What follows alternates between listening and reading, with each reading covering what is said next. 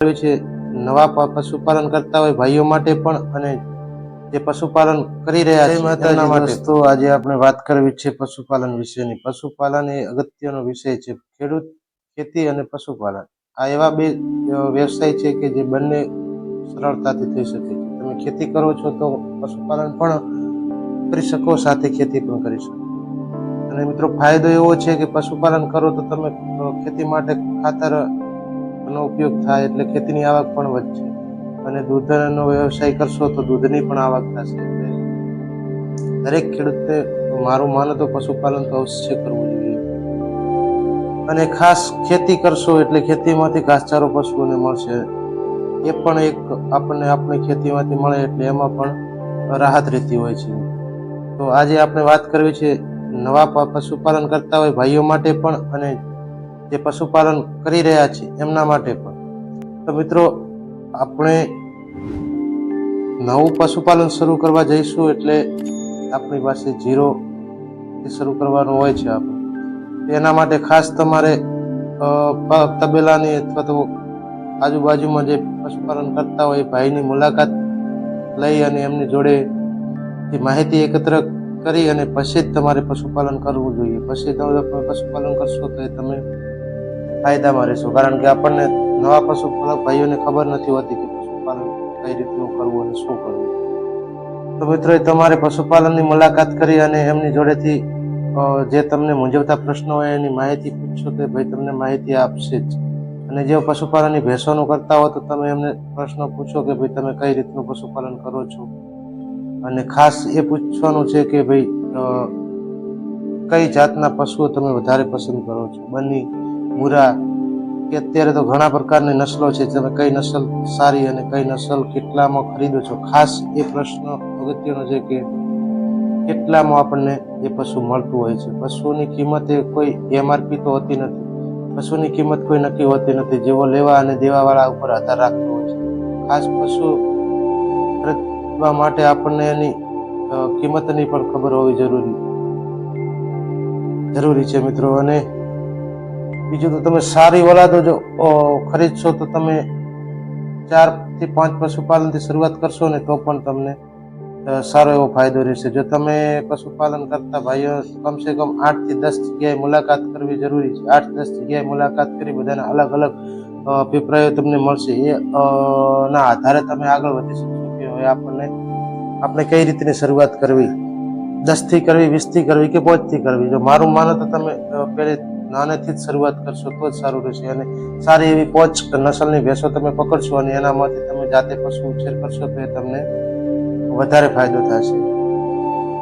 અને બીજું મિત્રો આપણે કોઈ પણ ડેરી ફાર્મની મુલાકાત કરવા જઈશું એટલે આપણે જનરલી એ જ પ્રશ્ન પૂછશો કે તમે કેટલું દૂધ ભરાવો છો, 15 દિવસનો તમારો પગાર કેટલો છે.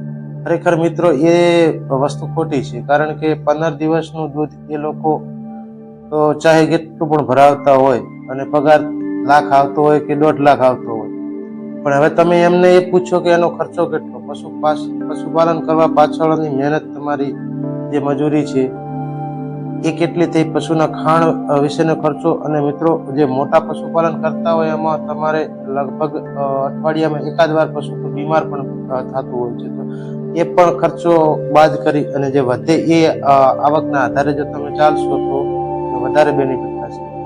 એટલે મિત્રો ખાસ કાળજી પશુપાલનમાં પશુ ઓલાદની અગત્યની છે. જો પશુ તમે ઓલાદ સારી ખરીદશો તો તમને વધારે નફો થશે. હવે મિત્રો જે તમારે ફાર્મની અંદર તમે જાશો તો એ પ્રશ્ન તમારે ખાસ પૂછવાનો કે ભાઈ તમે વર્ષનું દૂધ કેટલું ભરાવો છો. 1 વર્ષનું દૂધ મહત્વનું છે, 15 દિવસનું દૂધ મહત્વનું થતું નથી. 1 વર્ષના આધારે જો તમે ચાલશો તો એમાં તમે 100% ફાયદામાં રહેશો. હવે વર્ષનું દૂધ આટલું ભરાયું અને 10 લાખ, 20 લાખ, 25 લાખ, 30 લાખનું વર્ષનું દૂધ થયું તો મિત્રો એનામાંથી તમારે એમનો ખર્ચો પૂછવાનો કે ભાઈ તમે વર્ષમાં ખર્ચો કેટલો કર્યો, ખોણ પાછળ કેટલો ખર્ચો થયો, મજૂર પાછળ કેટલો ખર્ચો થયો. અને બીજું ખાસ કે પશુ બીમાર થયું તો એનો ખર્ચો કેટલો થયો. આ બધા જ ખર્ચા બાદ કરી અને ખાસ મેન ખર્ચો આપણને અત્યારે ખાણદાણમાં આવતો હોય છે. જે પશુ માટે મેન હવે મિત્રો તમે જોશો તો તબેલા અને શેડ એમના મોટા મોટા હશે, પણ એ વસ્તુ એમના અનુભવથી છે અને વર્ષોનો એમનો પશુપાલનનો અનુભવથી એ લોકોએ કર્યું. પણ મિત્રો જો તમે પહેલેથી જ આવો 15 થી 20 લાખ રૂપિયાનો ખર્ચો કરશો, મોટા તબેલા બનાવશો અને રોકાણ મોટું કરી નાખશો, તો એ તમારા માટે ફાયદાકારક નહીં રહે. કારણ કે તમે 10 થી 15 લાખ રૂપિયા શેડમાં અને એમાં નાખશો અને 5 થી 10 લાખના પશુઓ ખરીદશો, એટલે તમારે એ ખર્ચો વાળવામાં જ 2 વર્ષ લાગશે. એટલે તે પહેલેથી શરૂઆત કરી હોય તો મિત્રો ખુલ્લા એટલે કે કુદરતી રીતે જે વૃક્ષ લેબડાનું હોય અથવા તો કોઈ પણ વૃક્ષ હોય એની નીચે પશુપાલન કરો, એમાં ખુલ્લો વાડો બનાવો, એ વાડામાં તમે પશુઓને રાખો. અને મિત્રો તબેલા મોટા હોય એમને પણ ખુલ્લો વાડો તો બનાવવો પડે છે, કારણ કે જેટલું પશુ ફ્રી માઇન્ડ રહેશે એટલું વધારે દૂધ આપશે અને સારું પશુ તંદુરસ્ત રહેશે. એટલે ખાસ ખુલ્લામાં પશુ રહેશે તો એ પણ ફાયદો થશે. એટલે અત્યારે અમારા શ્રીજી ડેરી ફાર્મ ઉપર મારે પોતાને પણ અત્યારે વાડો બનવાનું કામ ચાલુ છે મિત્રો. તો એના વિશે તમારે જો માહિતી જોઈતી હોય તો એ પણ તમે કોમેન્ટમાં જણાવશો, તો હું તમને કઈ રીતનો વાડો બનાવું છું અને સંપૂર્ણ માહિતી તમને આપીશ. અને મિત્રો હું તો એ વાડામાં સહાય બનાસ ડેરી દ્વારા સહાય પણ મળે છે, એટલે એ પણ એક બેનિફિટ આપણને રહેશે. તમે આ રીતનું જો મિત્રો પશુપાલન શરૂ કરશો અને અલગ અલગ ડેરી ફાર્મની મુલાકાત કરશો, તો તમે 100% આ પશુપાલનમાં આગળ જતા સફળ થશો. અને ખાસ મિત્રો બીજું કે તમારે પશુ અલાદ સુધારવા માટેની તમારે મહેનત કરવી વધારે જરૂર છે. તમે નવી શરૂઆત કરો, 5 પશુ લાવો સારા, અને એમાં AI કર્મચારી દ્વારા સારી ક્વોલિટીનું બિયારણ મુકાવો અને એમાંથી જે વાછરડી અથવા પાડી આવે એને તૈયાર કરો અને તમે જાતે ઘરે પશુ સારા ઉછેર કરો, તો એમાં તમારે વધારે નફો અને બેનિફિટ થશે. કારણ કે જે તમે પશુ ખરીદશો અત્યારે 1.5 લાખ રૂપિયા સારા પશુની કિંમત છે, તમે જાતે તૈયાર કરશો તો લગભગ તમારે 1.5 થી 2 વર્ષમાં એ પશુ તૈયાર થઈ જશે. એટલે મિત્રો ખાસ ધ્યાન તમારે સારા ડોઝ મુકાવો. અત્યારે તો બનાસ ડેરીની પણ ખૂબ સારી યોજનાઓ છે, જે થકી તમે આ ડોઝ મુકાવશો તો એ સારી ઓલાદો તમને મળશે. એ જે વર્ષે એમનો દૂધનો રેકોર્ડ 4,000 લીટર પ્લસ હોય છે. અને અત્યારે આપણે જે મોટી મોટી વાતો કરીએ છીએ ને, 15 દિનનો આટલો પગાર, એ ખરેખર ભેંસ વિયા એ 2 થી 3 મહિનામાં પૂરતું જ દૂધ હોય છે. પછી પાછળના ભાગે દૂધ કાપી નાખતી હોય છે, એટલે તમને નુકસાન થાય. એ હકીકત કોઈ જાણતું નથી અત્યારે. પણ જે આ સારી ઓલાદો છે એ વર્ષનું દૂધ 4,000 લીટર પ્લસ હાલે, તો એ તમે હવે કેલ્ક્યુલેશન કરી શકો કે તમારી કેટલી આવક અને બેનિફિટ રહેશે. એટલે ખાસ મિત્રો જાતે પશુ ઉછેર કરો તો તમે વધારે ફાયદામાં રહેશો. અને મિત્રો બીજું કે તમે પશુ ખરીદવા જાઓ એ વખતે તમને ખબર ના પડતી હોય તો કોઈ પણ જાણકાર વ્યક્તિને સાથે લઈને જ જવું જોઈએ. કારણ કે કોઈ પણ પશુમાં જો પ્રોબ્લેમ હશે તો એ આપણને પાછળ જતા તકલીફ કરશે. એટલે ખાસ અગત્યનો પ્રશ્ન એ છે કે તમે કોઈ પણ સારા વ્યક્તિને સાથે લઈ અને પશુપાલન ખરીદતી વખતે ખાસ કાળજીપૂર્વક અને ધ્યાન રાખો અને પશુને તમે ઘરે લાવો. અને મિત્રો બીજું કે ખાસ 1 લીટર દૂધ પાછળ પશુને 3 લીટર પાણીની જરૂર પડતી હોય છે. તો ખાસ પાણી એ અગત્યનું છે. તો તમારે એના માટે ખાસ પાણી ખુલ્લો વાડો બનાવો તો પહેલા જ પાણીનો ટોપો અંદર મૂકી દેવાનો, એટલે એમને જ્યારે પણ પાણી પીવું હશે ત્યારે એ પાણી પીશે અને તમને સારું દૂધ આપશે.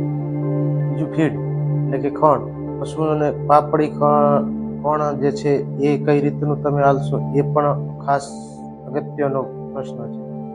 કારણ કે અમુક લોકો જે મકાઈનું દણ આવતું હોય છે એ આપતા હોય છે, અમુક લોકો પાપડી આપતા હોય છે, અમુક લોકો સાગર આપતા હોય છે. પણ મિત્રો એ બધાનું સમવાય કરી અને પાપડી અને ખાસ બાજરી, થોડી બાજરી આલશો તો દૂધની ક્વોન્ટિટી 100% વધશે. બાજરીથી પણ મિનરલ મિક્સચર તમે આલશો, બનાસ ડેરીનું આવે છે, એનાથી પશુ ગરમીમાં તરત આવશે, રિપીટના પ્રશ્નો ઘટશે અને દૂધની ક્વોન્ટિટી પણ જાળવશે. એટલે એ પણ ખૂબ જરૂરી અને અગત્યનું છે.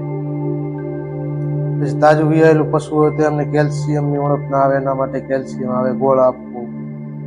આ વિશે આપણે અલગ એક વિડીયો બનાવશું કે ભાઈ તાજી વિયાયેલી પશુ હોય તો એના માટે શું કાળજી લેવી. પણ અત્યારે શોર્ટમાં હું તમને કહું તો ગોળ, કેલ્શિયમ આ વસ્તુ પણ ખૂબ ઉપયોગી હોય છે. અને મિત્રો બીજું કે હવે આપણે લીલો અને સૂકો ઘાસચારો, આ એક મેન અને અગત્યનો પ્રશ્ન છે. અત્યારે અમારી બાજુમાં જે અમે જોઈએ છીએ કે દિવસમાં ગમે ત્યારે જેમ ફાવે એમ નિયાર પશુઓને આપતા હોય છે. હૂકી એક દિવસ હૂકી મળે તો હૂકી, લીલી મળે તો લીલી, પણ આ રીત પણ ખોટી છે.